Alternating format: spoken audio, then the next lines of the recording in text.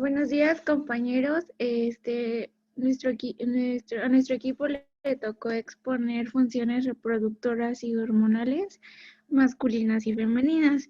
Los integrantes de este equipo es Yadiel, Adamari, Gerardo y Nelson. Y también yo, Getsemani. A continuación, mi compañera Adamari les va a platicar sobre el desarrollo y función del aparato reproductor femenino. Bueno, para iniciar, pues como bien sabemos, en lo que es el ser humano, pues la diferenciación se basa en lo que son las gónadas primitivas para así poder formar testículos u ovarios dentro de lo que es el útero. Así también,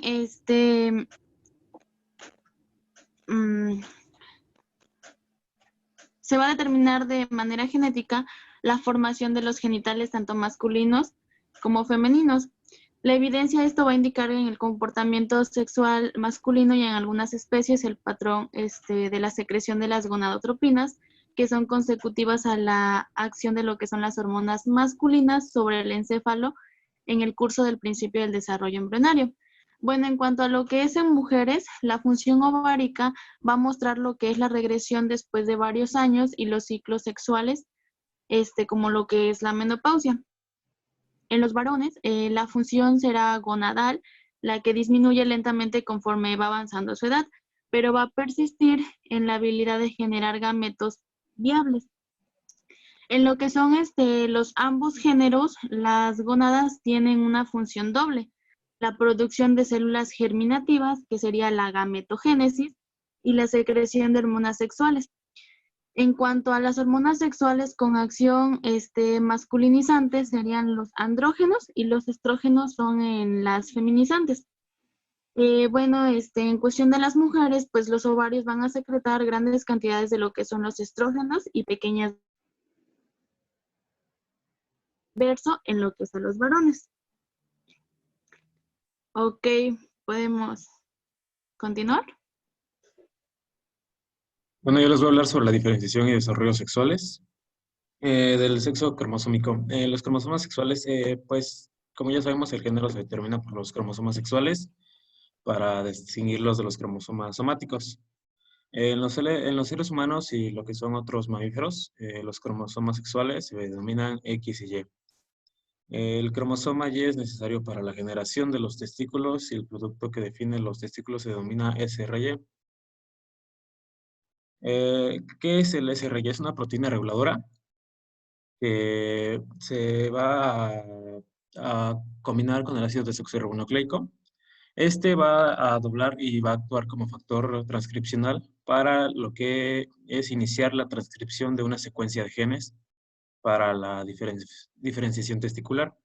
El SRY se ubica cerca de la punta del brazo corto del cromosoma Y humano. Las células diploides del varón contienen un cromosoma X y otro Y, en tanto que el de las mujeres pues tienen dos cromosomas XX. Lo que es en la meiosis, durante la gametogénesis, cada óvulo normal contiene un solo cromosoma X, pero la otra mitad de los espermas normales posee un cromosoma X y la otra mitad contiene un cromosoma Y. O sea, ¿esto qué va a hacer? Aquí en este cuadro podemos ver que de parte de la mujer, pues todos los cromosomas van a ser X y del varón puede ser 1XY, tanto que si de la mujer es X y del varón es Y, va a salir un producto masculino, pero si de la mujer da un gameto X y del varón da otro gameto X, lo que va a hacer es que el producto sea una mujer. Los cromosomas humanos. Las células humanas se van a cultivar en los tejidos. Estos se van a tratar con colchicina, es un fármaco que va a detener la mitosis en la metafase. Se van a exponer a una solución hipotónica que dematiza y dispersa los cromosomas y se prensan en dos laminillas. Esto más que nada es para observar los cromosomas en un microscopio, es una técnica. Pues ya como ya sabemos, tenemos 46 cromosomas. En los varones, 22 pares de autosomas, un cromosoma X y un cromosoma Y. Y en lo que son las mujeres, 22 pares de autosomas también y dos cromosomas XX. La cromatina sexual. Esta, poco después de iniciada la división celular, durante el desarrollo embrionario, uno de los cromosomas X de las células somáticas de la mujer sana se desactiva desde el punto de vista funcional. Pues normalmente un cromosoma X sigue siendo activo en 50% de las células y el otro cromosoma X lo es en el otro 50%. Algunas de las células somáticas en las mujeres contienen un cromosoma X activo de origen paterno y otras un cromosoma de origen materno. En lo que son las células sanas, el cromosoma X que está inactivo se va a condensar y se va a poder observar en diversos tipos celulares. Lo que es casi siempre cerca de la membrana nuclear en forma de cuerpo de Barr, o también llamado cromatina sexual. Existe un cuerpo de Barr por cada cromosoma X adicional en la célula. También el cromosoma X inactivo se va a observar como lo que es llamado un palillo de tambor, que podemos ver en la imagen, en las últimas dos imágenes de la derecha. Estas se proyectan desde el núcleo en 1 a 15% de los leucocitos poliformonucleares en la mujer. Lo que son las imágenes de la izquierda son el cuerpo de Barr, las dos primeras, y las dos últimas son los palillos de tambor. Bueno, yo les hablaré acerca de la embriología del aparato reproductor humano.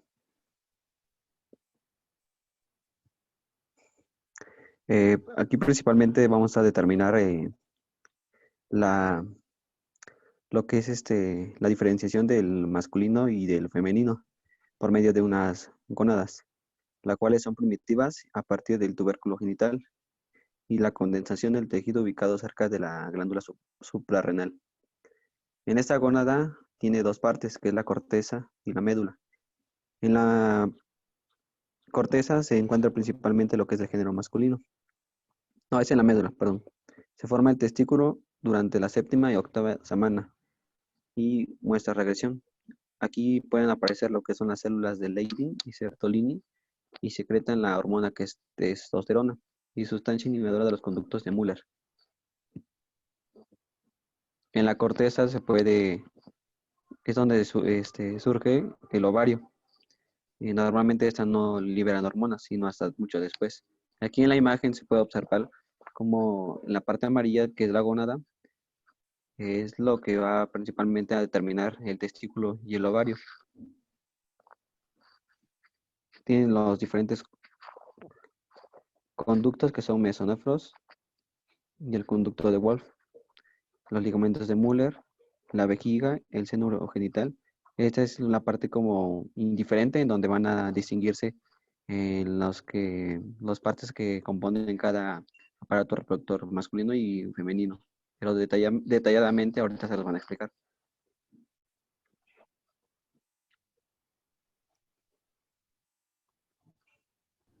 Bueno, compañeros, también me tocó la embriología del aparato, la embriología de los genitales. Bueno, el desarrollo de las gónadas. A cada lado del embrión se forma una gónada primitiva, en la cual aparece una corteza y una médula.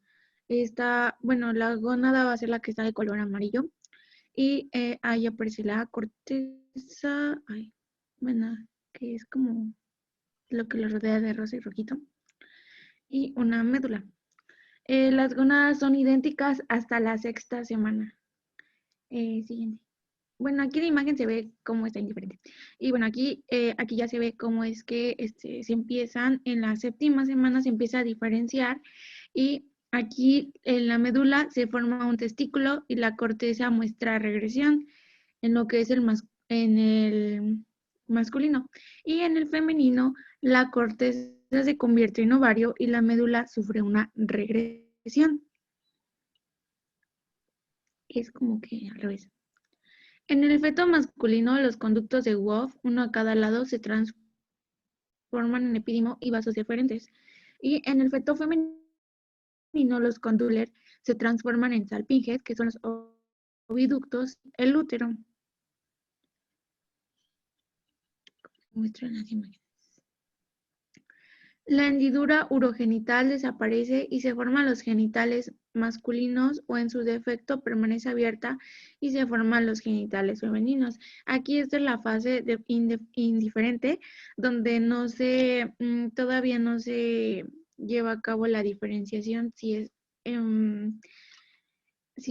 femenino o masculino. Aquí es como que apenas va a empezar la formación.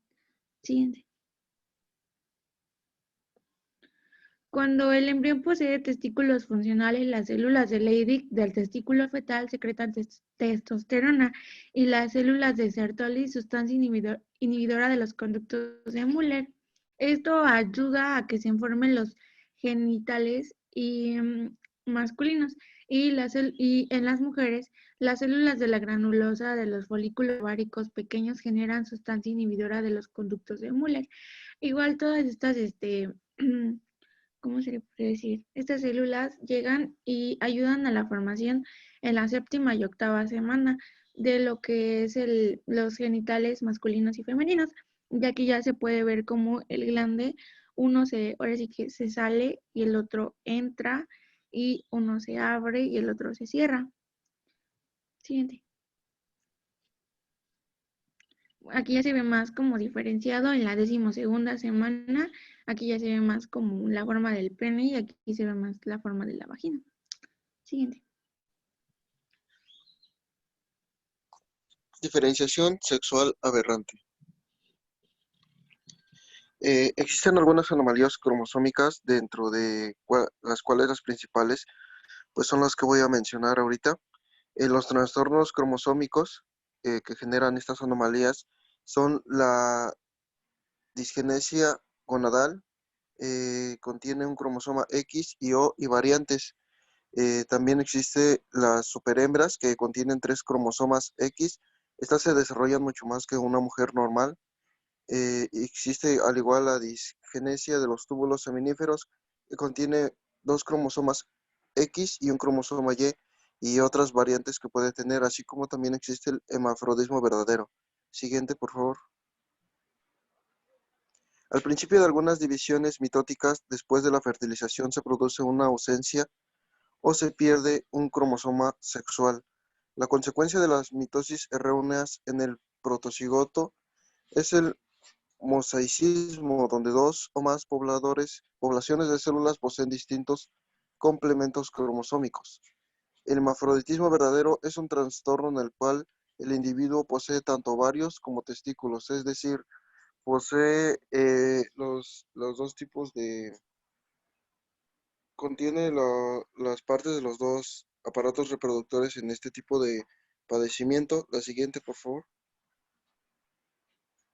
Anomalías hormonales. Por lo regular, el desarrollo de los genitales externos masculinos responden a los andrógenos secretados por los testículos embrionarios, pero también se desarrollan en los individuos de género femenino expuestos a andrógenos provenientes de otros orígenes durante la 8ª a 13ª semana de gestación. Es decir, cuando el género femenino se expone a andrógenos provenientes de algunas otras partes, es lo que causa las anomalías hormonales en lo que vendría siendo la diferenciación del sexo de lo que sería el embrión. El síndrome resultante se denomina pseudohermafroditismo femenino.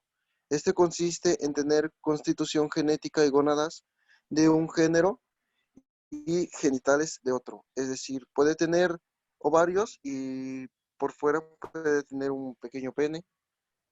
Al igual como el pseudohermafroditismo femenino, se debe a hiperplasia suprarrenal virilizante congénita o a la administración de andrógenos a la madre. Igual este puede ser causada por algún tipo de medicación durante lo que vendría siendo la gestación. Por eso igual vemos que algunos medicamentos nos dice o nos sugiere que no es apto para administrarse en embarazadas, ya que podría generar este tipo de padecimientos. Siguiente diapositiva, por favor. Por otro lado, una causa de genitales externos femeninos en un individuo de género genético masculino vendría siendo lo contrario a lo del pseudohermafroditismo femenino. Este se denomina pseudohermafroditismo masculino. Es un desarrollo testicular deficiente. Como los testículos también secretan sustancia inhibidora de los conductos de Müller, los individuos de género genético masculino con testículos anómalos también poseen genitales internos femeninos, es decir, también estos pueden poseer útero, ovarios, trompas de falopio, entre otros componentes de lo que vendría siendo el aparato reproductor femenino dentro de lo que vendría siendo un varón. Siguiente, por favor.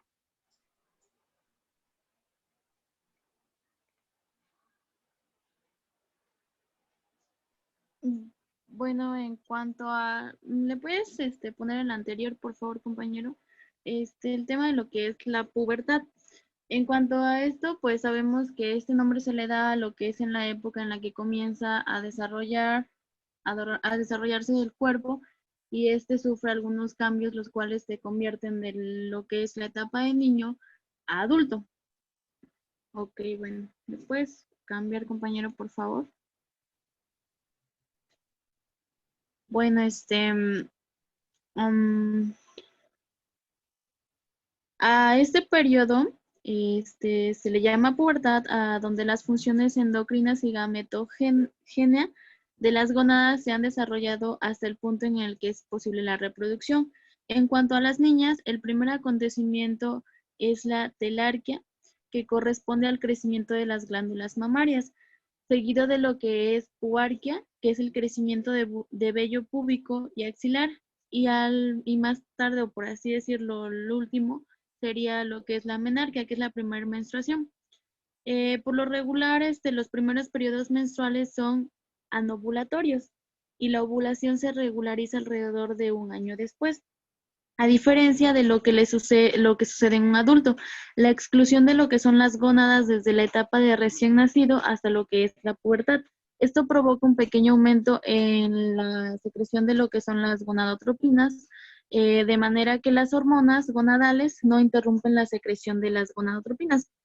En cuanto a las niñas, esto inicia a partir de lo que son de los 7 a los 10 años de edad, que son las secreciones de estrógenos y andrógenos, que aumenta lentamente antes de pues tener una elevación más rápida durante lo que es la adolescencia. La edad de la pubertad se puede decir que es variable.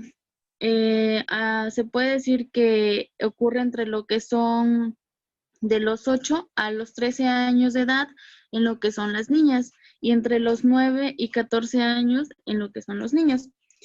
Bueno, el inicio de este fenómeno se conoce como adrenarquía, la cual comienza entre los 10 a los 12 años de vida en lo que son los niños. Esto se basa en lo que es la concentración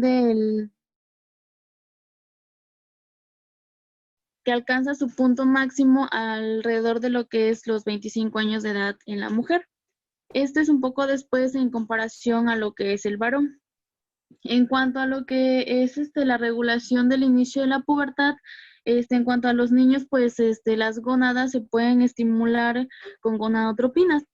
Sus hipófisis, estas contienen gonadotropinas y sus hipotálamos las hormonas liberadoras de gonadotropina. No obstante, las gonadotropinas no se secretan. Bueno, desde el nacimiento también, como sabemos, hasta lo que es la pubertad, existe aún lo que es un mecanismo nervioso que impide la liberación pulsátil normal de tal hormona. No se le conoce, ¿cómo les podría decir? Como de la naturaleza más o menos de lo que es el mecanismo. Haz de cuenta que esta inhibe y al generarlo, libera lo que es la hormona de la gonadotropina. Bueno, pasamos a lo que es la pubertad precoz y la pubertad tardía. Ok, en la precoz, bueno, aquí tenemos que dejar bien definidos dos cosas.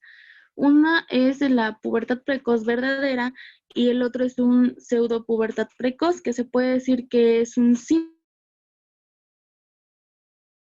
Podemos decir que que podría ser lo mismo, pero no. En cuanto a lo que es el pseudo pubertad precoz, este es un desarrollo temprano de las características sexuales secundarias sin gametogénesis. Es consecutivo a lo que es la exposición anómala de los varones inmaduros a andrógenos o de las mujeres a estrógenos. Ese es un síndrome, eso se debe recordar. Y en cuanto a lo que es pubertad precoz verdadera, definir en una causa y es la más frecuente en lo que son las niñas en comparación con los niños. En ambos géneros, los tumores o las infecciones del hipotálamo generan una pubertad precoz. De hecho, en una serie muy grande de casos, el síntoma endocrino más frecuente del trastorno hipotalámico fue la pubertad precoz. En animales de experimentación es posible generar esta última por medio de lesiones hipotalámicas. Ok. En lo que es la pubertad tardía o ausente, pues en sí la edad normal es la cual puede aparecer los cambios de la pubertad, es variable, porque podemos considerar que ya es una pubertad tardía cuando en lo que es la mujer, su menstruación, su ciclo menstrual, falta a partir de lo que son los 17 años. O sea, la adolescente, por así decirlo, tiene 17 años y aún no presenta su primer menstruación. Entonces, ahí podríamos llamarlo que ya está presentando una pubertad tardía o ausente. En cuanto a los hombres, pues el desarrollo testicular ulterior a lo que son los 20 años de vida. Ahí es donde podemos diferenciar entre lo que es una pubertad tardía. Siguiente, compañero, por favor. Bueno, yo les voy a hablar sobre la menopausia a continuación. Pues la menopausia, pues en en la mujer los ovarios dejan de responder a las gonadotropinas, pues conforme a la edad, y su función obviamente va a descender de manera pues, paulatina hasta pues tener ausencia de los ciclos sexuales. Eso que es, los ovarios ya no van a secretar suficiente progesterona ni estradiol y van a generar una pequeña cantidad de estrógenos. Lo que es gracias a la aromatización de adrotenediana en tejidos periféricos, pues conforme disminuye la retroalimentación negativa de los estrógenos y la progesterona, la secreción de la hormona fólico-estimulante va a aumentar. Pues la menopausia es precedida por una etapa llamada perimenopausia. Esta puede durar hasta unos 10 años. Aquí en la perimenopausia, los niveles de la hormona folicoestimulante van a aumentar antes de que se observe un incremento de los de la hormona luteinizante. La disminución del estrógeno, de lo que es la progesterona e inhibinas, por lo regular van a ser, pues, vaya la redundancia, irregulares las menstruaciones. Y también, por lo regular o por lo general, van a suceder entre lo que son los 45 y los 55 años. La pérdida de la función de ovárica va a causar síntomas, entre los cuales destacan la sensación de calor del tronco a la cara y la diaforesis nocturna. Pues esto quiere decir la sudoración abundante en la noche. Además, el comienzo de la menopausa aumenta el riesgo de padecer algunas enfermedades, como lo son la osteoporosis, cardiopatía isquémica y nefropatía. Lo que es el ciclo menstrual, el aparato reproductor femenino, perdón, eso ya no me toca a mí. Nelson, ¿puedes continuar, por favor? Bueno, acerca del aparato del ciclo menstrual, principalmente se va a destacar aquí porque sufre una serie de cambios la mujer, en la cual es una preparación periódica para la fertilización y el embarazo. Una de las características principales de este ciclo menstrual es una hemorragia vaginal. Es periódica con la descamación de la mucosa uterina, que es llamada la menstruación. Normalmente la menstruación tiene un promedio de 28 días, a veces de 32, dependiendo de las mujeres. Y surge el primer día, bueno, o sea, el calendario.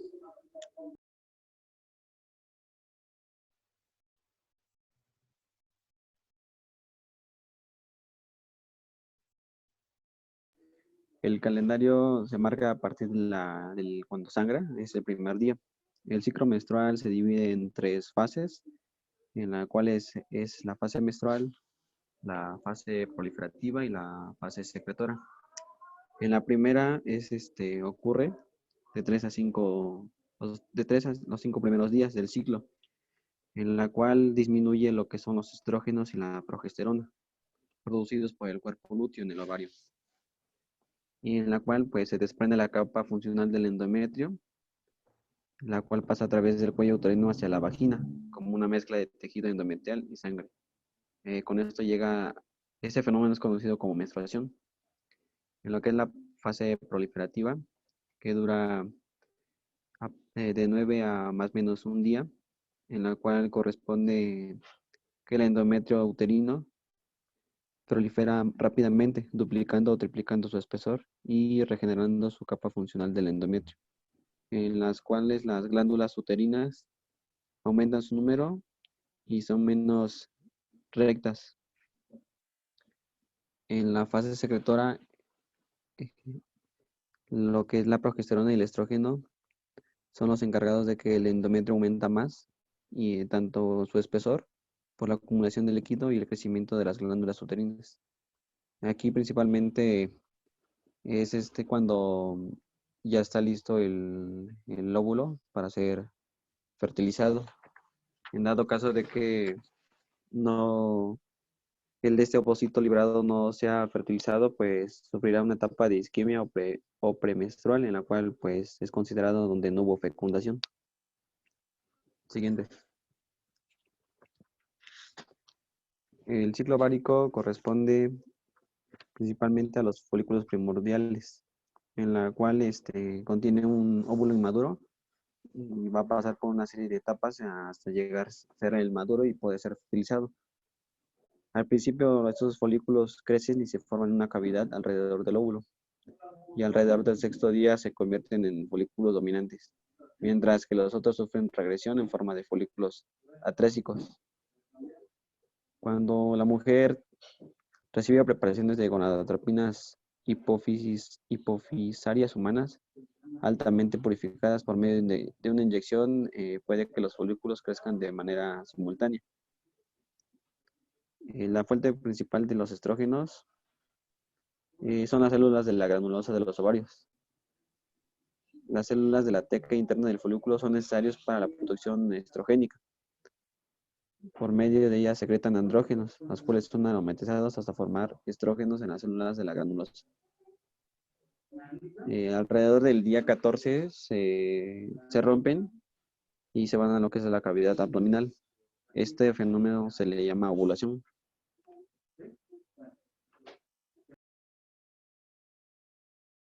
En la cual, pues, como se mencionaba en el ciclo menstrual, también va a recibir lo que es la fertilización, en la cual, pues, puede surgir un nuevo ser, y con ello llevar a lo que es el embarazo. En la cual, pues, igual la menstruación, pues, es ausente y aparece nuevamente después del embarazo.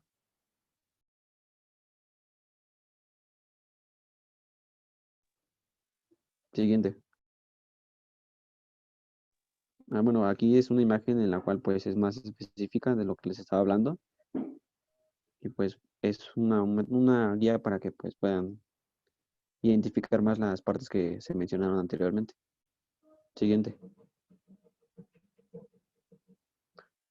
El ciclo uterino, en la cual es crece un endometrio bajo la influencia de los estrógenos provenientes del folículo en crecimiento.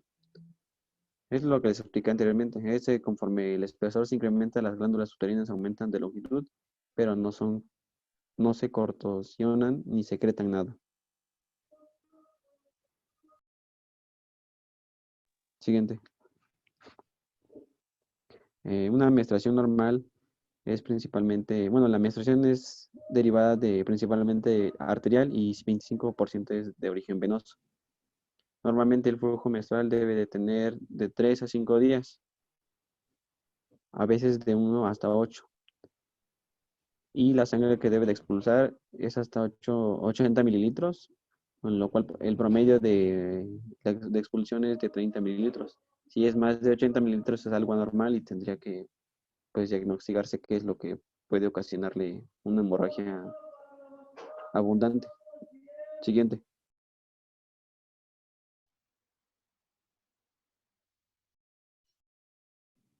Bueno, aquí en el ciclo vaginal es bajo la influencia de estrógenos, el epitelio vaginal se cornifica y es posible identificar células epiteliales en el frontis vaginal. Y bajo la hormona de progesterona se secreta un moco espeso y el epitelio prolifera y se infiltra en leucocitos. Siguiente.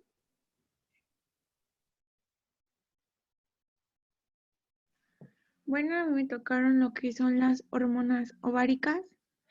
Bueno, ahorita vamos a hablar sobre los estrógenos, sus aspectos químicos, su biosíntesis y su metabolismo. Estos son estrógenos naturales que se dividen en tres, que, bueno, son tres tipos de estrógenos, que es el estradiol, la estrona y el estriol. Estos son esteroides C18 que carecen de un grupo metil. Y bueno, estos los van a secretar las células de la granulosa mediante, bueno, son secretados por células de la granulosa de los folículos ováricos, cuerpo lúteo y placenta. Siguiente. Bueno, como se ve aquí, está su composición química. Siguiente. La biosíntesis. Bueno, esta depende de la enzima aromatasa que convierte la testosterona en estradiol y la androstenediona en estrona. Las células de la teca interna suministran androstenediona a las células de la granulosa y elaboran estradiol cuando reciben andrógenos. Aquí les puse un esquema sobre cómo es que se convierten en estradiol y bueno, espero que le puedan entender. Aquí dice que el colesterol se convierte en androstenediona y este pasa a ser estrona y luego pasa a ser estradiol. Siguiente. La secreción, bueno, todo estrógeno proviene del ovario y se secretan justo antes de la ovulación, a mitad de la fase lútea. Luego de la menopausia, la secreción de estrógenos alcanza una concentración muy reducida. Es decir, que cuando llega la menopausia, los estrógenos se secretan, pero en menos cantidad.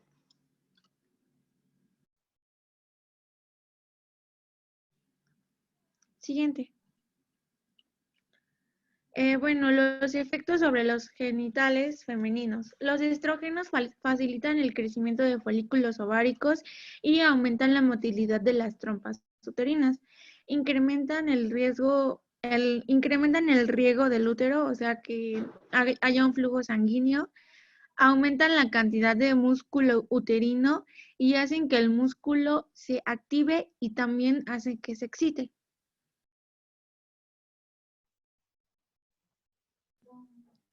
Efectos sobre los órganos endocrinos. Bueno, los estrógenos reducen la secreción de la hormona folículo estimulante y en ocasiones la luteinizante. Aumentan la secreción de angiotensinógeno y globulina. Siguiente.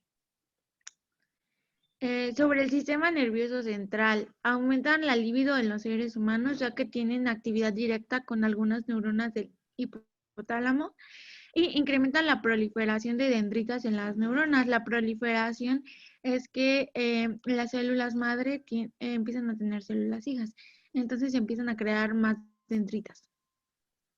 Siguiente.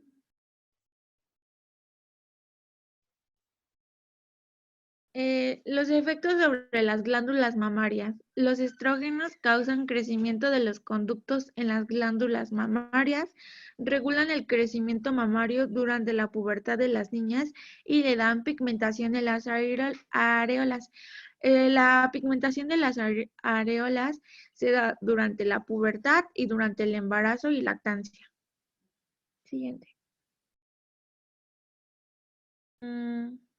Las características sexuales secundarias femeninas, además del crecimiento de las glándulas mamarias, útero y vagina en la pubertad, gracias a estas hormonas las mujeres tienen los hombros más angostos, las caderas se empiezan a hinchar, los muslos se empiezan a juntar y los brazos se empiezan a distanciar un poco del tronco de la mujer. O sea, ajá, sí se empiezan son más separados sus bracitos. Y bueno, se distribuye la grasa a las glándulas mamarias y a los glúteos. También hacen menos vello corporal y el vello púbico adquiere un patrón característico de triángulo invertido. Siguiente. Bueno, ahora vamos a hablar sobre la progesterona, sus aspectos químicos, biosíntesis y metabolismo. Este es un esteroide C21 secretado por el cuerpo lúteo, placenta y el folículo. Es intermediario en la biosíntesis de esteroides y tiene vida media corta y en el hígado se convierte en pregnanediol. Siguiente. Secreción. Al final de la fase folicular, la secreción de progesterona empieza a aumentar. En la fase lútea, el cuerpo lúteo genera grandes cantidades de progesterona. Siguiente. Bueno, ¿qué es lo que hace? Esta va a regular los cambios en el endometrio y los cambios cíclicos en el cuello uterino y la vagina. En las células miometriales su acción es antiestrogénica y reduce su potencial de excitación. En la glándula mamaria estimula la formación de lóbulos y alvéolos. Una dosis elevada de progesterona impide la secreción de la hormona luteinizante y acentúa el efecto inhibidor de los estrógenos. Esto va a evitar que ovulemos y así. Y bueno, supongo que esto ha de contener alguna de las pastillas que hace que no ovulemos. Bueno, de las pastillas para que la mujer no ovule y así no quede embarazada. Siguiente. La relaxina, esta es una hormona polipeptídica que se genera en el cuerpo lúteo, útero, placenta, glándulas mamarias y próstata en los hombres. Bueno, en el embarazo relaja la sínfisis púbica y reblandece y dilata el cuello uterino. Existe relaxina en todo el cuerpo lúteo y en el endometrio durante el ciclo menstrual, excepto en la fase proliferativa, e impide las contracciones uterinas. Siguiente. Ya. Regulación de la función ovárica. Siguiente. La hormona foliculoestimulante hipoficiaria es la encargada de la maduración temprana de los folículos ováricos, y tanto esta hormona como la luteinizante combinadas regulan la maduración final. El valor máximo en la secreción de hormona luteinizante es el encargado de la ovulación y la formación inicial del cuerpo lúteo. La hormona luteinizante estimula la secreción de estrógenos y progesterona en el cuerpo lúteo, lo que es necesario para lo que vendría siendo la ovulación. Siguiente. Componentes hipotalámicos.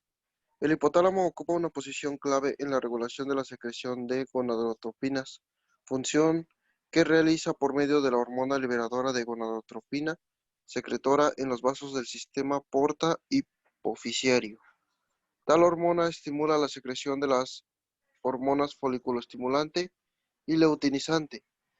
De modo normal, la hormona liberadora de gonadotropina se secreta en forma pulsátil y esta genera las concentraciones máximas en la secreción de hormona luteinizante, que ocurre cada hora.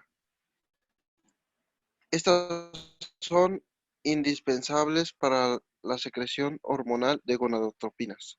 Siguiente. Regulación del ciclo. El fenómeno clave para el ciclo menstrual es la regresión del cuerpo lúteo, luteolosis, así es como se le conoce, que inicia 3 o 4 días antes de la menstruación.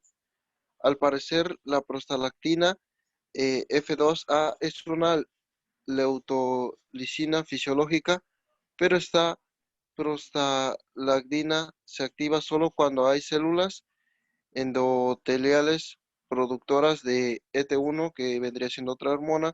Por consiguiente, al parecer, en algunas especies, la leutólisis se debe a la acción combinada de prostalactina, que es F2A, y ET1. Siguiente, por favor. La anticoncepción. Bueno, sabemos que en la actualidad existen muchos métodos anticonceptivos para evitar los embarazos.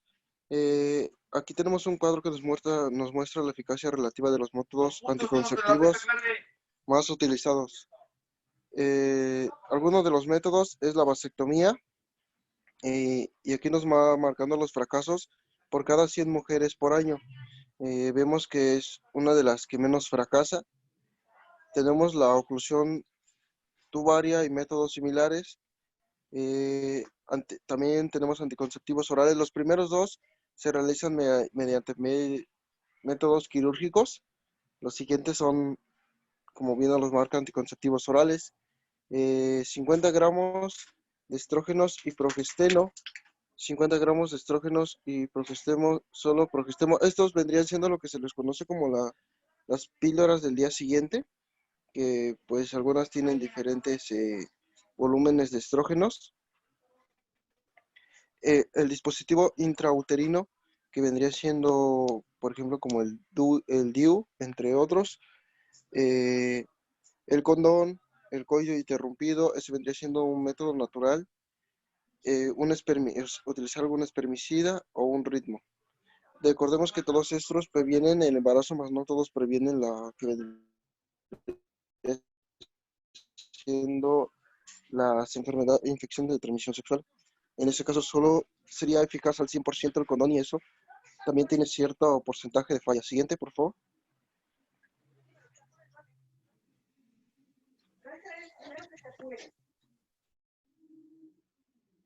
Acá vamos a ver lo que son trastornos menstruales, en los cuales interviene lo que es la menorrea primaria, secundaria, hipomenorrea, menorragia, metrorragia, oligomenorrea, disminorrea y síndrome premenstrual. Ok, bueno, en lo que son las anomalías y trastornos menstruales, como se sabe que pues algunas mujeres infértiles tienen ciclos anovulatorios, o sea que no ovulan, pero sus periodos menstruales suceden a intervalos regulares. Lo que es la amenorrea es la ausencia de periodos menstruales. Cuando nunca se ha producido una hemorragia menstrual, el problema se denomina amenorrea primaria. Algunas de las mujeres con esta última tienen lo que son glándulas mamarias pequeñas y otros signos de hipomadurez sexual. Lo que es la interrupción de los ciclos, pues en una mujer con menstruaciones previamente normales se denomina amenorrea secundaria.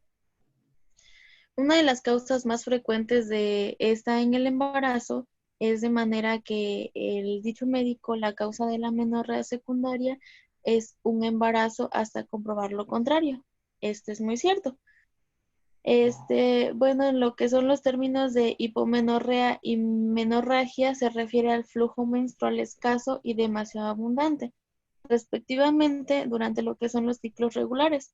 La metrorragia es una hemorragia uterina surgida de lo que son entre la menstruación y la oligomenorrea, que es la frecuencia reducida de estas. En cuanto a lo que es la dismenorrea, esto es la menstruación dolorosa.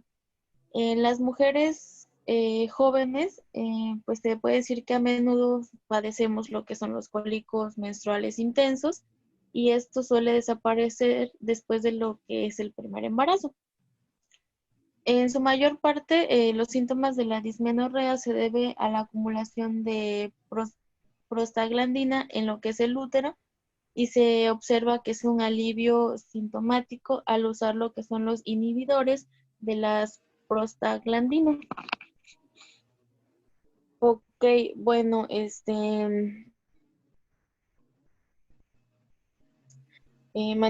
manifiestan lo que son otros síntomas como la irritabilidad, distensión abdominal, edema, menor habilidad para concentrarse, depresión, cefalea, estreñimiento durante los últimos 7 o días de su control y su ciclo menstrual. Pues tales síntomas, esos constituyen a lo que son el síndrome premenstrual. que este se ha atribuido a lo que son las retención de sal y de agua. Bueno, ya pasamos a lo que es el tema de, ¿le puedes cambiar, por favor, compañera? Gracias. Embarazo, ¿le puedes cambiar? Ok, bueno, aquí vamos a ver un poco acerca de lo que es la fertilización e implantación, el rechazo fallido del injerto fetal, la infertilidad, perdón, los cambios endocrinos, la gonadotropina coriónica humana, somatotropina coriónica humana, otras al igual que el parto. Ok, bueno, como bien sabemos que en lo que es el embarazo, la fertilización e implantación, pues esta se da en los seres humanos, que la fertilización pues es la del óvulo por el espermatozoide. Esto ocurre en la porción ampular de la trompa uterina. La fertilización comprende pues de un factor quimiotáctico del espermatozoide hacia lo que es el óvulo por medio de sustancias que él mismo produce. La adherencia a la zona pelúcida, que es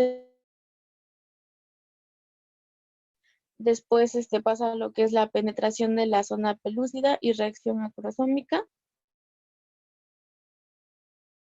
la membrana celular del óvulo, con rotura de lo que es el área de fusión y liberación del núcleo del espermatozoide hacia lo que es el citoplasma del óvulo.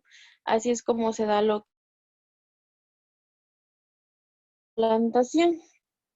Ok, bueno, ¿a qué le podemos llamar rechazo fallido del injerto fetal?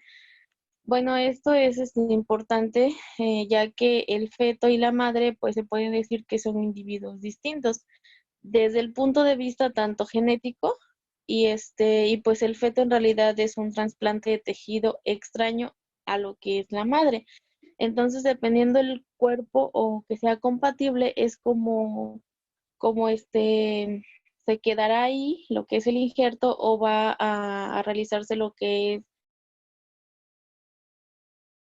al injerto fetal. En lo que es la infertilidad, pues como bien sabemos, pues es un problema clínico desconcertante, lo que a menudo requiere pues de investigaciones extensas. Y bueno, esto se puede decir que es lo que es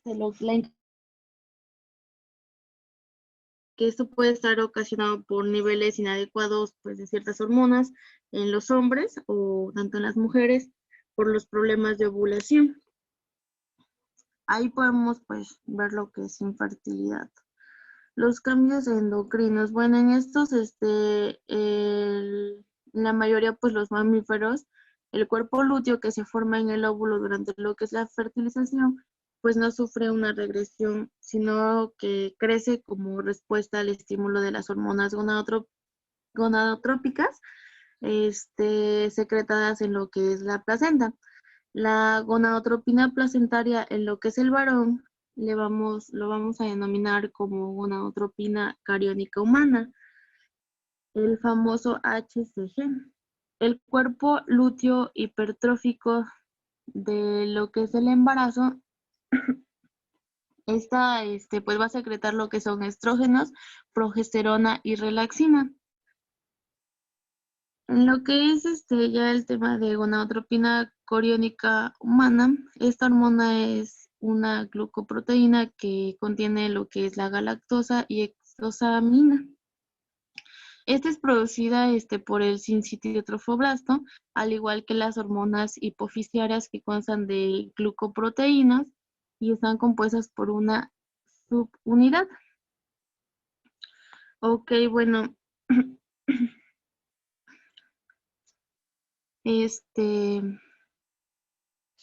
Permítame, por favor.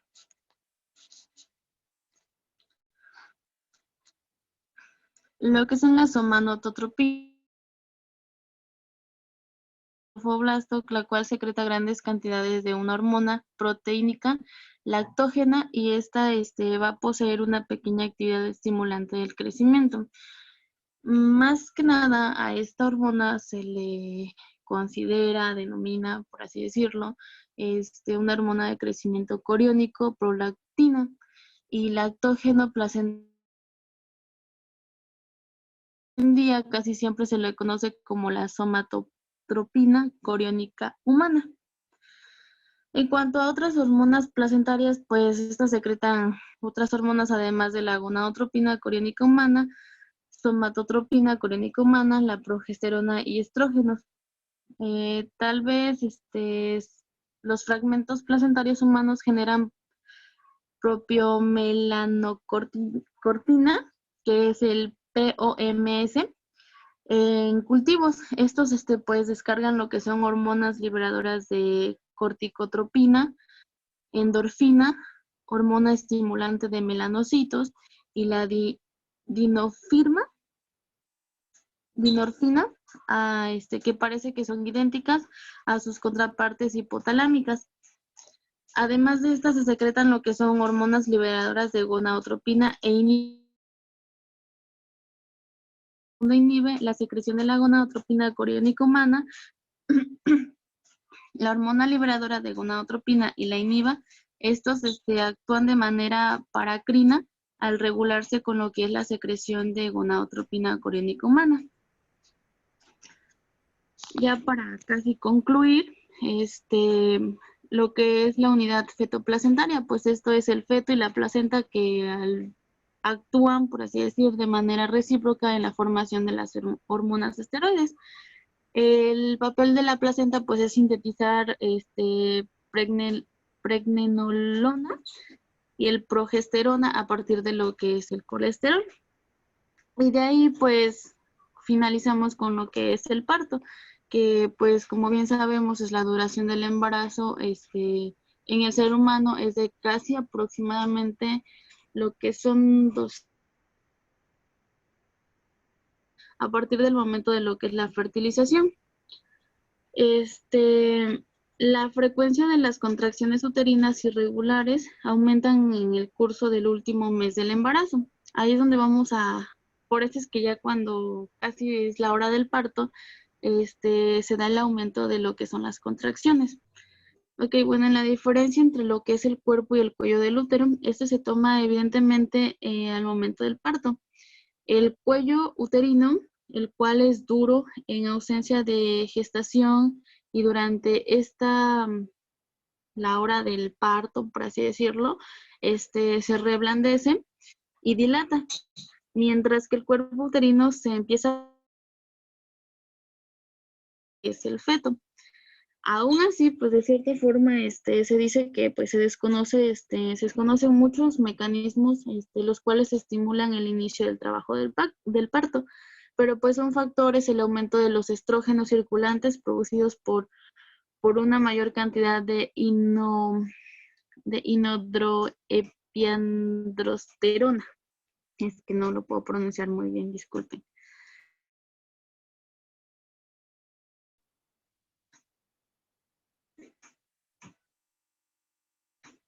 Compañero.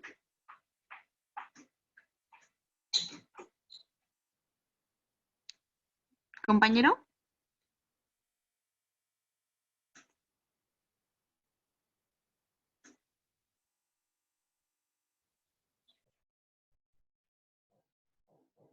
Bueno, yo les voy a hablar sobre la lactancia. El crecimiento mamario. Se requiere, pues, varias hormonas para lo que es el desarrollo mamario completo. En general, lo que son los estrógenos van a regular la proliferación de los conductos mamarios y la progesterona va a encargarse del desarrollo de los glóbulos.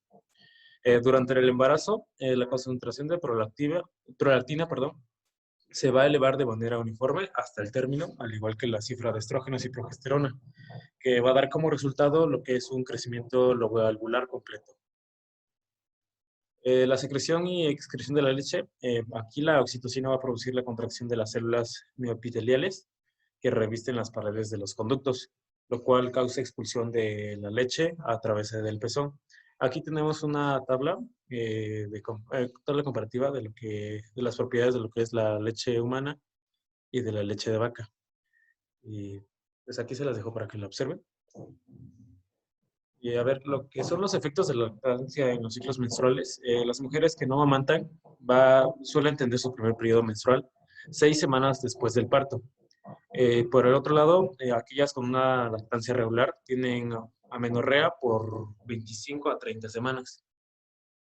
La alimentación al pecho materno va a estimular la producción de prolactina y esta va a inhibir la secreción de hormona liberadora de gonadotropina, va a bloquear también la acción de esta hormona sobre la hipófisis y antagoniza el efecto de las gonadotropinas sobre lo que son los ovarios. Aquí la ovulación se va a bloquear y los ovarios van a encontrar totalmente inactivos, de manera que los estrógenos y la progesterona van a descender de modo considerable, van a disminuir. Aquí solo de 5 a 10% de las mujeres se va a poder embarazar durante la lactancia. Digamos que es un ciclo, es un método natural para lo que es para no concebir. Solo el 50% de los ciclos en los primeros 6 meses después de reanudar la menstruación es ovulatorio. También vamos a tener lo que son anomalías. La ginecomastía, por ejemplo, esta se denomina así al crecimiento de lo que son las glándulas mamarias en el varón. Esta alteración puede ser unilateral, pero pues es más recurrente que sea bilateral, o sea que pues de ambas mamas. Esta es frecuente en recién nacidos por el paso transplacentario de estrógenos en la madre, lo que son 75% de los niños. También se va a presentar en casos leves y transitorios en 70% de los niños sanos durante la pubertad y más en varones mayores de 50 años de edad. Va a estar acompañada a la resistencia androgénica, va a constituir una complicación del tratamiento con estrógenos y se va a detectar en gran variedad de trastornos sin relación alguna, como lo son los estados eugenocoides, también por hipertiroidismo y en cirrosis hepáticas. En lo que son la cirrosis, esta se debe a que el hígado no es capaz de metabolizar los estrógenos.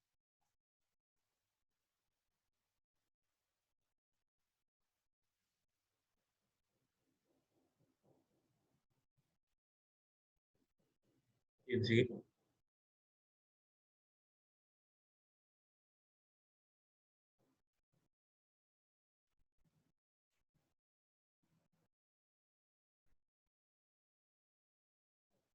Compañero Nelson.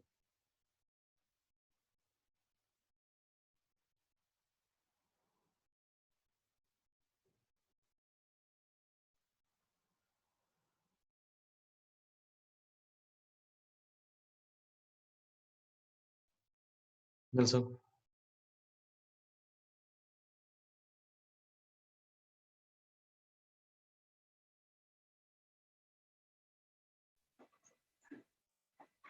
Bueno, entonces, como se conoce, alrededor de lo que son cerca del 35% de los carcinomas de glándulas mamarias en mujeres en edad reproductiva, esto depende de lo que son los estrógenos en su crecimiento, y lo cual se debe a la presencia de estrógenos en la circulación. Las mujeres con tumores dependientes de estrógeno, a menudo estas están en una remisión cuando se realiza una oforectomía. También se logra lo que es la remisión al inhibir la acción estrogénica con tamoxifeno y al impedir la formación de lo que son los estrógenos con los fármacos que inhiben lo que es la aromatasa. Siguiente, por favor. 3. Bueno, continuaremos con fisiología del aparato reproductor masculino. Siguiente. Siguiente.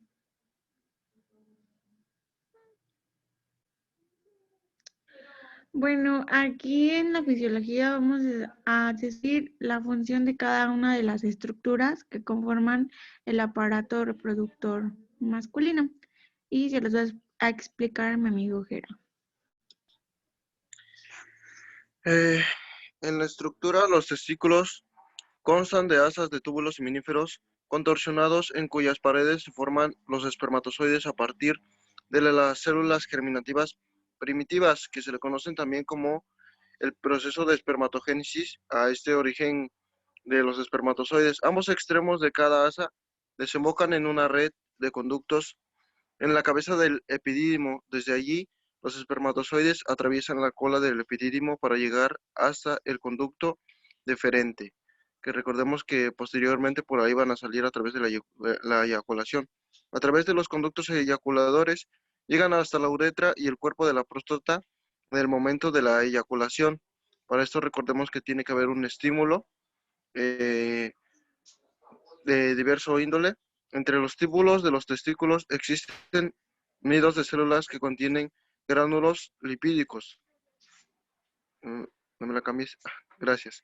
Las células intersticiales de Leydig que secretan testosterona hacia la circulación. Las arterias espermáticas de los testículos son tortuosas y la sangre viaja paralela, pero en dirección opuesta a la sangre del plexo panpiforme de las venas espermáticas.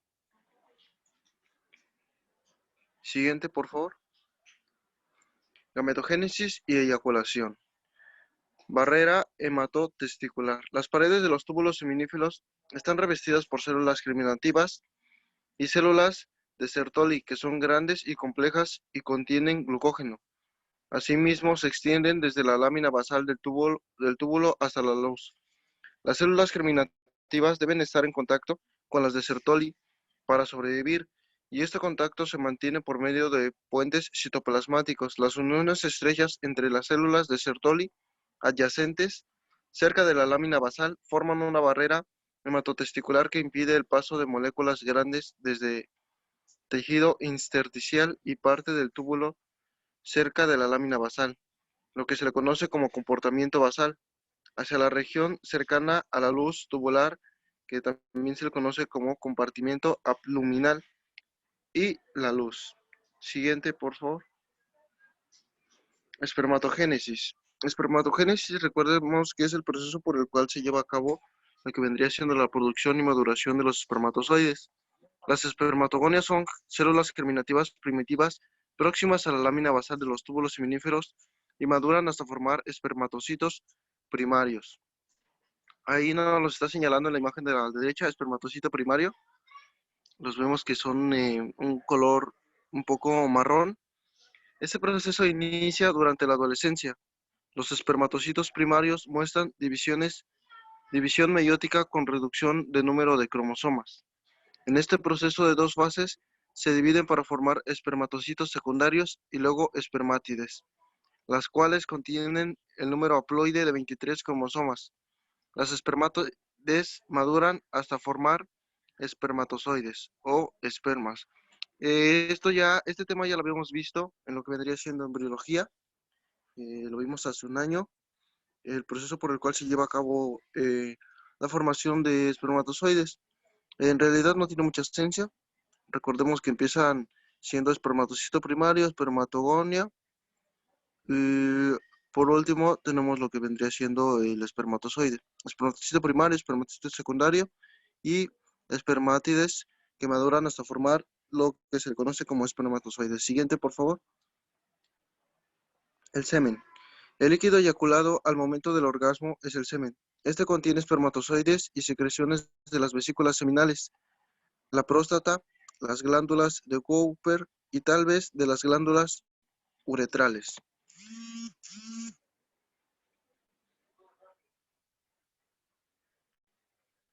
El volumen promedio por eyaculación es de 2.5 a 3.5 mililitros, después de algunos días de la abstinencia de actividad sexual.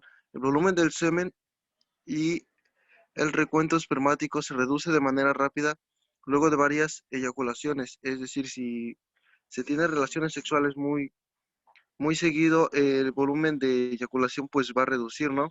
Aunque solo se necesita un espermatozoide para la fertilización del óvulo, cada mililitro de semen contiene alrededor de 100 millones de espermatozoides. La disminución en la producción de espermatozoides se acompaña de infecundidad. La mitad de los balones que tienen en 20 a 40 millones por mililitro, y esencialmente todos los que tienen menos de 20 millones son estériles. Como vemos, se necesita una gran cantidad pues, de espermatozoides para lograr fecundar, ya que no todos logran llegar hasta lo que vendría siendo los ovarios para poder fecundar, ¿no? Y esto también pues se le conoce como una anomalía y un problema incluso clínico, ¿no? Siguiente, por favor. La erección. La erección inicia por la dilatación de las arteriolas del pene. Una vez que el tejido eréctil se llena de sangre, las venas se comprimen, con lo cual se bloquea la circulación y se suma turgencia al órgano. Los centros integrados en los segmentos lumbares de la médula espinal se activan por impulsos en las fibras aferentes de los genitales y las vías descendentes que median la erección en respuesta a estímulos psicológicos eróticos. Es decir, para que ocurra una erección, pues necesariamente debe haber estímulos, no puede ser, por ejemplo, de índole visual, como podría ser al ver alguna imagen, incluso al ver a tu novia, ¿no? En el caso de los chicos, así como también podría ser estímulos como pueden ser caricias, entre otro tipo de cosas, ¿no? Las fibras parasimpáticas eferentes se encuentran en los nervios esplácnicos pélvicos, que se le conoce como nervios erectores, son los encargados de enviar pues la señal de erección hacia el pene, ¿no? Como vemos, la erección está mediada principalmente por el flujo de sangre. Siguiente, por favor.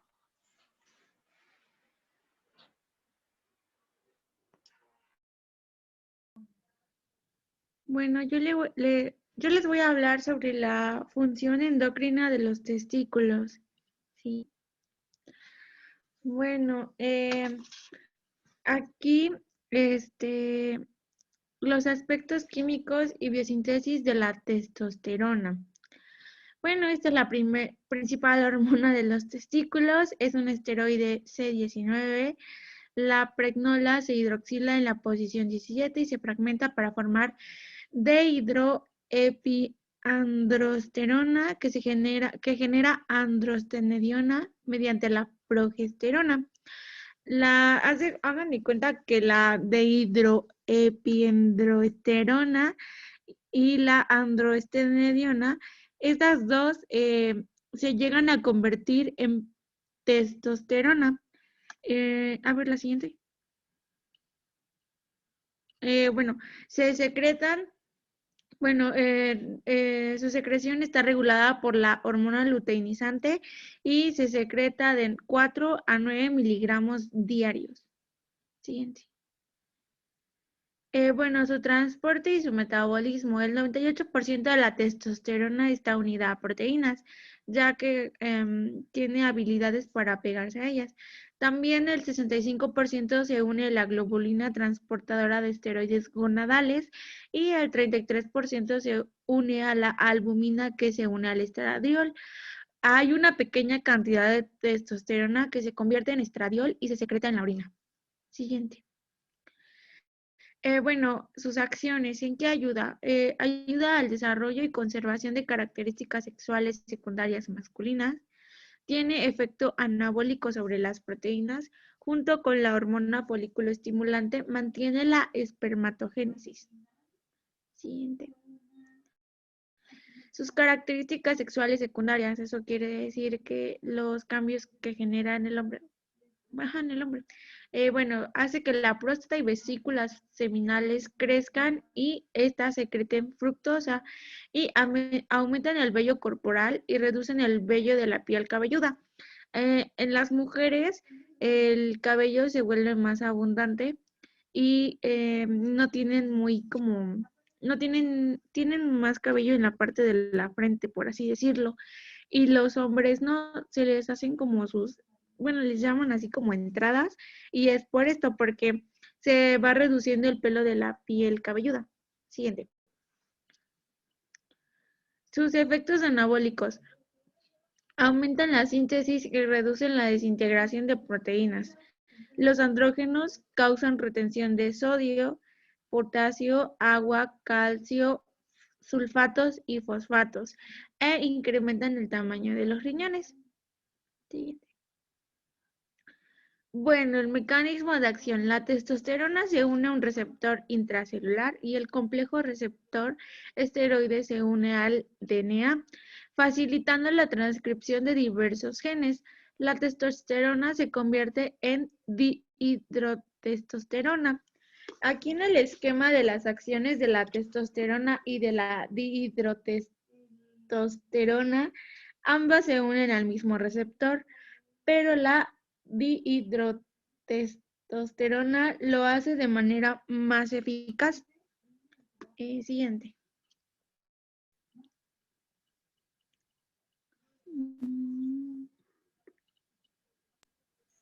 Ok, bueno, a mí me corresponde seguirles explicando lo que es la regulación de la función testicular.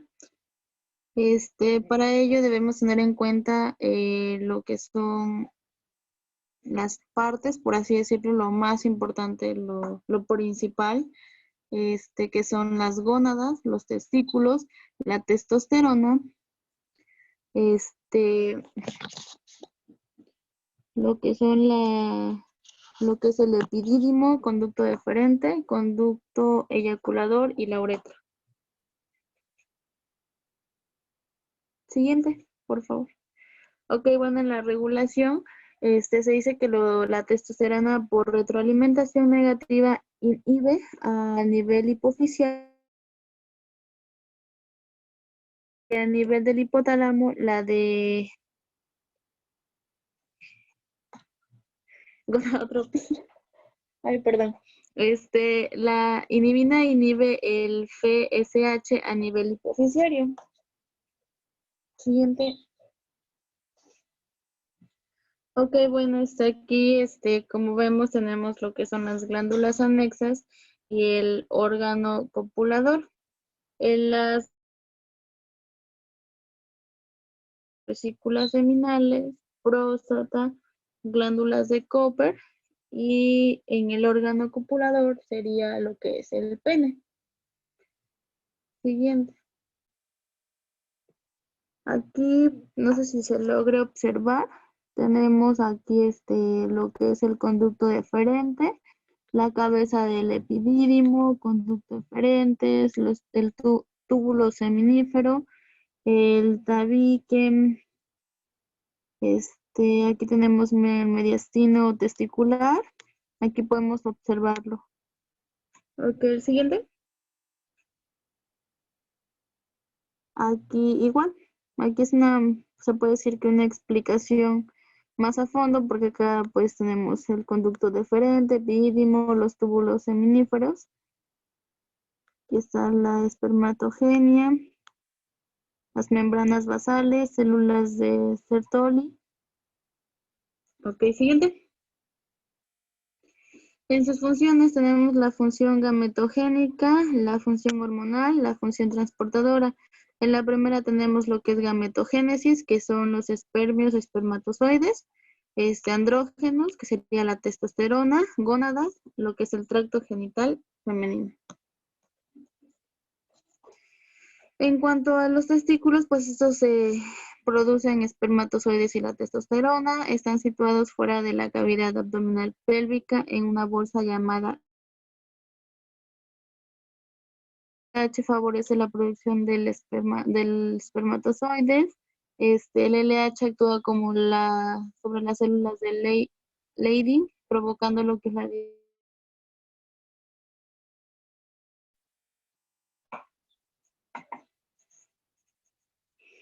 En los testículos tenemos lo que son las células intersticiales y los túbulos seminíferos, en los cuales están las células de Leydig, los macrófagos, vasos sanguíneos y vasos linfáticos. Y en los túbulos están las células mioides, células de Sertoli y células germinales. Las células de Leydig, pues su función es la producción de andrógenos. La T tiene función parácrina sobre lo que son las células mioides. Las funciones endocrinas sobre los diferentes órganos, que es la masa muscular, eritropoyesis, lo cual favorece lo que es la espermatogénesis, la movilidad de espermatozoides y la erección.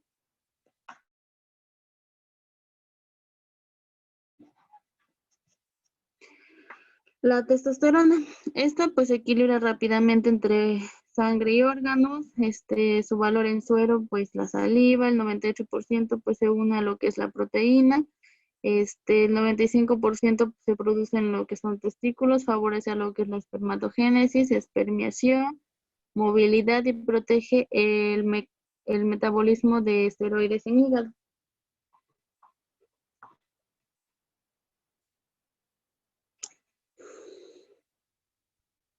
Ok, bueno, en las funciones reproductoras y sexuales de la testosterona también tenemos las funciones metabólicas de la testosterona. El principal sería el crecimiento y mantenimiento de las gónadas, producción y mantenimiento del esperma, caracteres sexuales secundarios masculinos,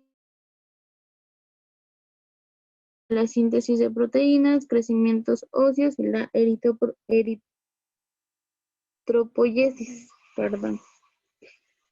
Y en las funciones generales de la testosterona relacionadas con la producción, pues en el feto masculino, la infancia, pubertad y a partir de los 50, se ve en el feto lo que hay la síntesis de la testosterona, en la infancia los niveles que son muy bajos, no hay síntesis de testosterona, en la pubertad, maduración y liberación de las gonadotropinas y a partir de los 50, pues el descenso gradual.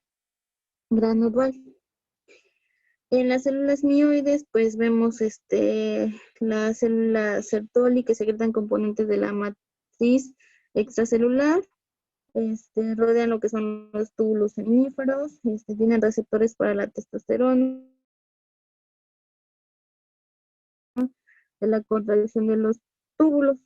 La función parácrina ante un estímulo androgénico actúa sobre las células de Sertoli.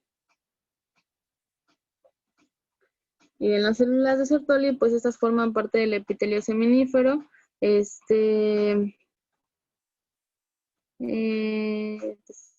en la célula blanco para lo que es el FSH, triiodotironina,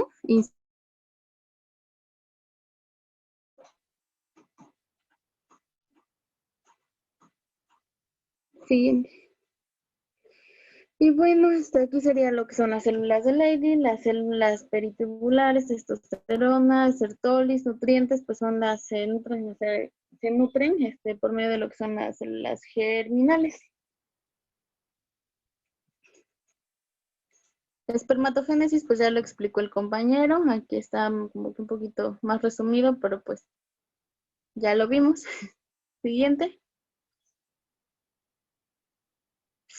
Esto pues también es como complemento. Siguiente, compañero. Igual, pues gametogénesis, crecimiento, maduración, diferenciación, proliferación, eso también ya lo menciona el compañero Gerardo.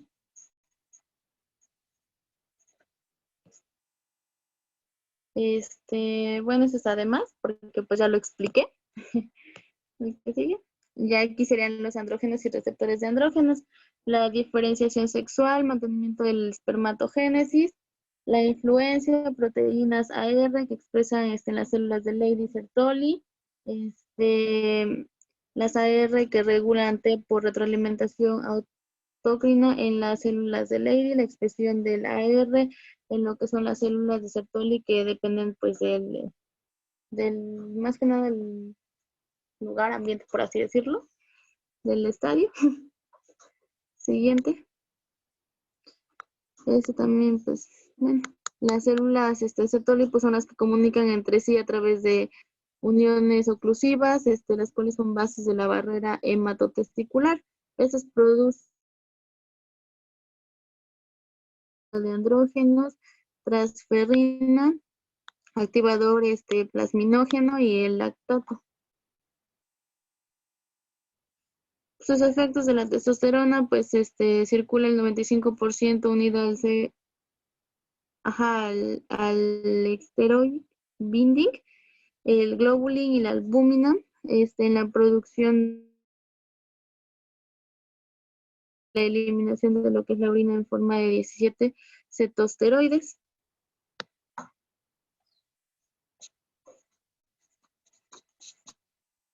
Y pues para lo que son la recepción de los andrógenos, pues mayor afinidad por el DTH, por la T, la conversión periférica, la piel, próstata, pues los órganos productores masculinos, hipotálamo, hipófisis, cuerdas vocales, piel, el músculo esquelético, riñón, hígado, y pues sus efectos son caracteres sexuales secundarios, efectos anabolizantes y el crecimiento.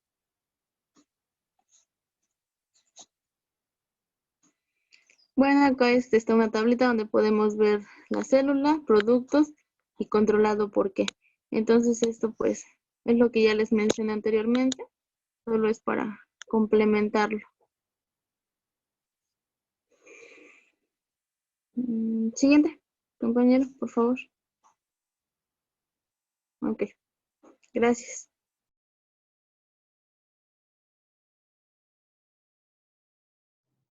Bueno, yo les voy a hablar sobre las anomalías, algunas anomalías. La criptorquidia, por aquí tenemos esta, que es cuando los testículos se desarrollan en la cavidad abdominal y normalmente se desplazan hacia el escroto durante la vida fetal. El descenso de los testículos hasta la región inguinal depende de la sustancia inhibidora de los conductos de Müller y el descenso depende el descenso desde la región inguinal hasta el escroto va a depender de otros factores. Casi en 10% de los recién nacidos, el descenso es incompleto en uno o en menos frecuencia en ambos lados.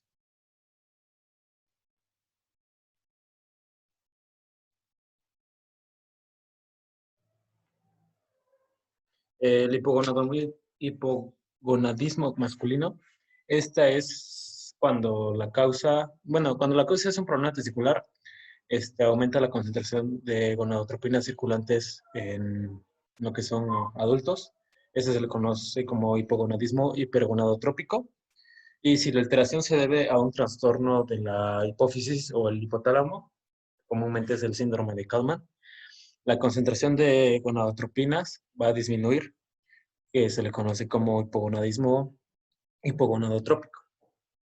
Pues lo que son el hipogonadismo, en pocas palabras, es cuando los testículos no producen la suficiente cantidad de testosterona. Bueno, acá lo que son en la criptorquidia, aquí el tratamiento con hormonas gonadotrópicas puede acelerar el descenso en algunos casos o bien se puede corregir mediante cirugía. Por último, tenemos lo que son los tumores secretores de andrógenos. En los tumores de las células de Leydig, secretores de andrógenos son inusuales y generan síntomas endocrinos identificables. Son los prepubescentes en quienes provoca su pubertad precoz. O sea que, digamos que la pubertad se presente en la infancia, lo que son antes de los 9 años en niños y 8 años en niñas. Y hormonas y cáncer. Algunos carcinomas de la próstata son andrógeno dependientes y muestran regresión temporal después de extirpación de los testículos o de la administración de agonistas de lo que son la hormona liberadora de gonadotropina en dosis que bastan para disminuir el número de los receptores de hormona liberadora de gonadotropina en las células gonadotrópicas, y lo que va a hacer es disminuir la secreción de la hormona luteinizante. Pues esto sería todo de nuestra parte. Muchas gracias por su atención. Este fue nuestro tema.